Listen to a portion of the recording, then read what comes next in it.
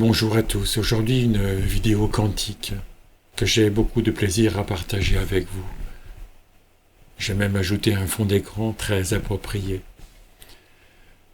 Alors c'est un échange autour d'un texte vraiment très explicite de John Wheeler, qui est un physicien quantique que je trouve particulièrement éclairé. Donc j'ai eu envie de le partager avec vous. Mais comme vous le savez, l'association Désir d'Humanité que je représente et qui œuvre pour la paix en mettant l'amour en action est un mouvement citoyen, humaniste, mais aussi quantique. Quantique dans le sens et même dans l'essence de l'unité de la vie.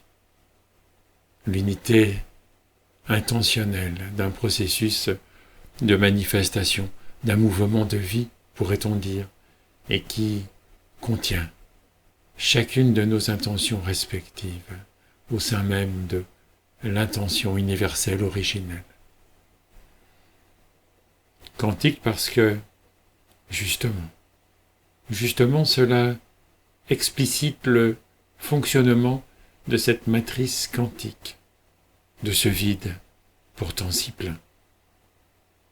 C'est cette vacuité des bouddhistes, ou alors ce néant si cher à Maître Eckhart.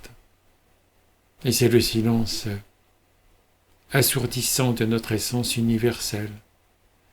C'est cet espace silencieux, tout à l'intérieur de nous, cet espace entre les pensées, et que nous pouvons laisser émerger quand on va à sa rencontre, comme si on retournait son attention sur elle-même, comme si deux ouvertures se rencontraient, comme si l'amour était amoureux de l'amour.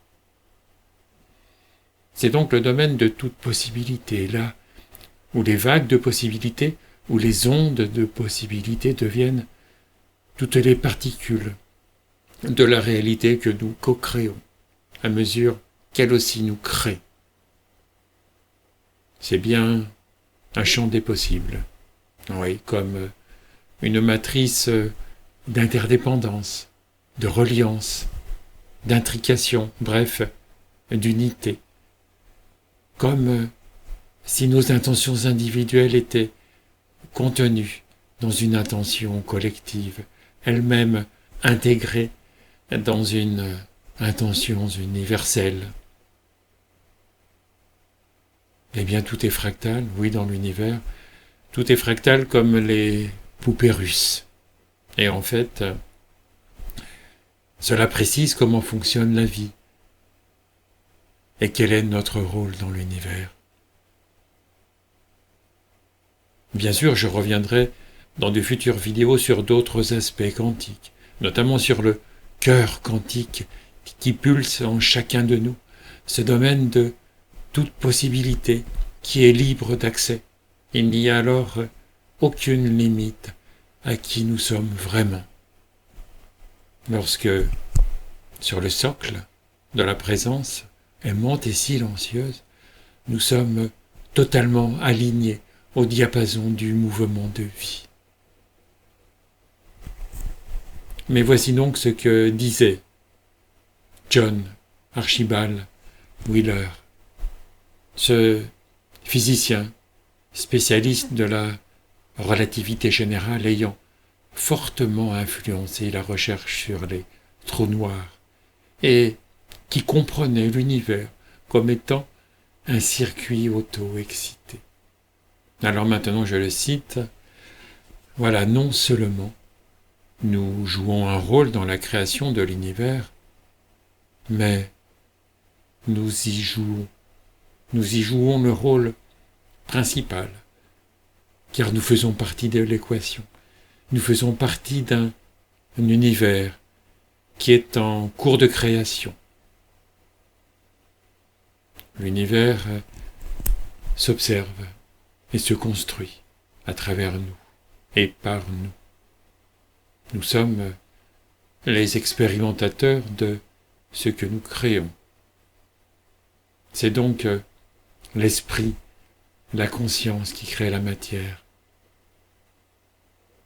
Nous faisons partie intégrante de tout ce que nous voyons. Nous sommes les participants d'un dialogue quantique avec nous-mêmes, avec notre monde, et même bien au-delà de ce qu'il y a au-delà du monde physique. Alors le discours que nous adressons collectivement à l'univers est fait de nos sentiments. Il est fait de nos émotions aussi, de nos désirs et même de nos croyances. Mais la réponse qui nous est faite de la part de l'univers est véritablement constituée de tout ce que nous vivons et expérimentons. L'acte de focalisation de notre conscience est en lui-même un acte de création. Bien sûr, nous pouvons choisir sur quoi nous portons notre attention. Parce que la création n'a pas eu lieu à un moment donné. Elle a lieu toujours. Elle se déroule sans cesse, toujours et partout, ici comme ailleurs, dans toutes les dimensions et dans tous les mondes.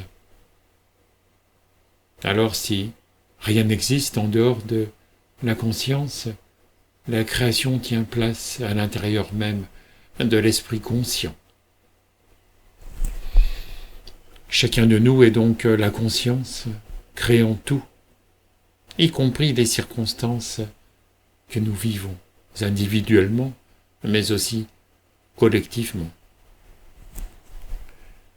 Ce champ de conscience collectif nous interconnecte et nous l'influençons autant qu'il nous influence et crée de ce fait notre réalité. Alors, dans quelle mesure avons-nous le pouvoir de modifier notre vie et de changer ce monde dans lequel nous vivons? En fait, nous avons le pouvoir nécessaire pour véritablement créer tous les changements que nous désirons, puisque, d'une certaine façon, nous les exerçons déjà. Il ne tient donc qu'à nous d'utiliser ce pouvoir consciemment, c'est-à-dire en pleine conscience. Eh bien, comment ? En fait, c'est ce que nous imaginons qui constitue le moule à partir duquel nous créons notre réalité. L'imagination est constamment en action. Notre mental est l'hôte d'un cinéma perpétuel que nous contrôlons rarement. Le premier pas consiste donc à contrôler notre imagination pour la laisser agir sur ce que nous voulons vraiment voir s'épanouir dans notre vie. C'est ce que certains appellent la pensée créatrice.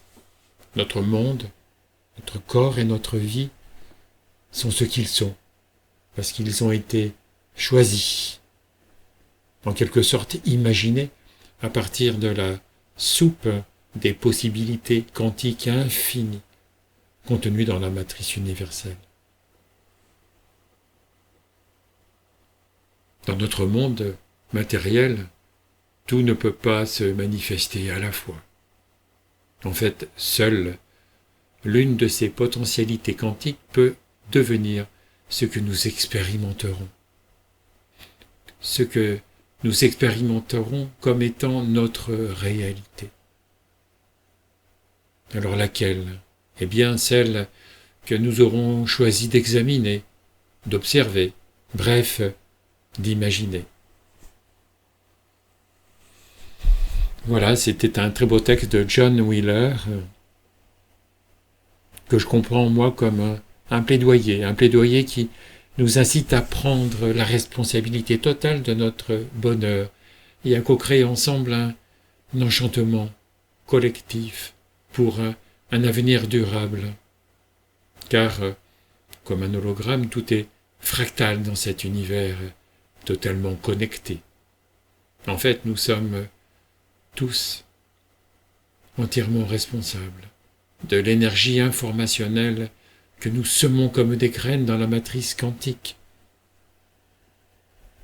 Que chacun se reconnaisse dans la plénitude de sa vie, dans la plénitude de sa vraie nature, est maintenant devenue une impérieuse nécessité pour l'humanité.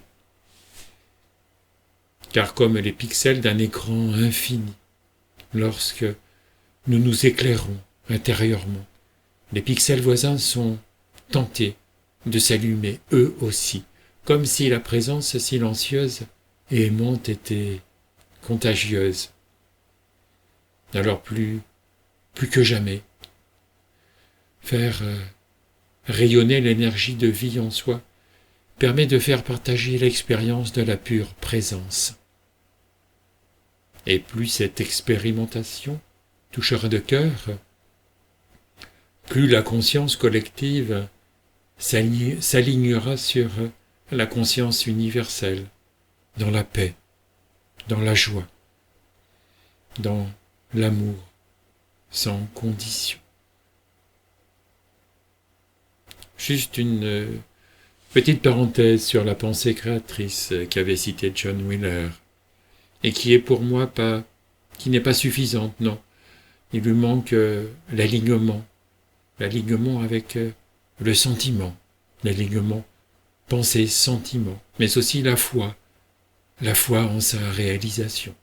Parce que c'est notre état d'être qui est la glaise du sculpteur quantique que nous sommes. Mais j'y reviendrai dans une autre vidéo, notamment avec la pédagogie de la vie que je dispense bénévolement, avec ce programme d'activation de la paix qui consiste à mettre l'amour en action. Il me reste à vous remercier pour votre écoute, alors merci beaucoup et à très bientôt. À très bientôt pour une prochaine vidéo.